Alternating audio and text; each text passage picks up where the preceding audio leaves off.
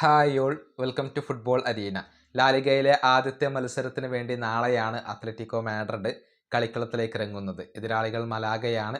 നാളെ അർദ്ധരാത്രി ഇന്ത്യൻ സമയം 12:30 അത്ലറ്റിക്കോയുടെ മൈതാനത്ത് വെച്ചുകൊണ്ടാണ് ഈ മത്സരം നടക്കുക. ഈ മത്സരത്തിൽ ഹൂലിയൻ ആൽവരസ് അത്ലറ്റിക്കോക്ക് വേണ്ടി കളിക്കുമോ എന്നുള്ളത് എല്ലാവരും ഉറ്റുനോക്കുന്ന കാര്യമാണ്. കാരണം ക്ലബിനകത്ത് തുടരാൻ ആഗ്രഹിക്കാത്ത, ബാഴ്സയിലേക്ക് പോവാൻ വേണ്ടി ശ്രമിക്കുന്ന താരമാണ് ഹൂലിയൻ ആൽവരസ്. അദ്ദേഹം കളിക്കുമോ എന്നുള്ള ചോദ്യം പ്രസ് കോൺഫറൻസിൽ പരിശീലകനായ ഡിയേഗോ സിമിയോണിയോട് ചോദിച്ചിരുന്നു.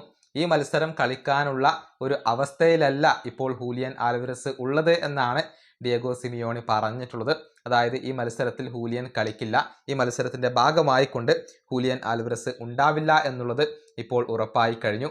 പരിശീലകന്റെ വാക്കുകൾ ഇങ്ങനെയാണ്: നാളത്തെ മത്സരം കളിക്കാനോ അതിന്റെ ഭാഗമാവാനോ പറ്റിയ ഒരു സാഹചര്യത്തിൽ അല്ല ഹൂലിയൻ ഉള്ളത് എന്നാണ് ഞങ്ങൾ വിശ്വസിക്കുന്നത്. വരുന്ന 4 ദിവസങ്ങൾക്കുള്ളിൽ അദ്ദേഹത്തിന്റെ കാര്യത്തിൽ പുരോഗതിയും തീരുമാനങ്ങളും ഉണ്ടാകും എന്നാണ് ഞാൻ പ്രതീക്ഷിക്കുന്നത്. നേരത്തെ അദ്ദേഹത്തിന്റെ കാര്യത്തിലുള്ള നിലപാട് ക്ലബ്ബ് ഉടമസ്ഥൻ വ്യക്തമാക്കിയിട്ടുണ്ട്. അതിനേക്കാൾ കൂടുതലായിട്ട് എനിക്കൊന്നും പറയാനില്ല. ഇതാണ് ഡിയേഗോ സിമിയോണി പറഞ്ഞിട്ടുള്ളത്.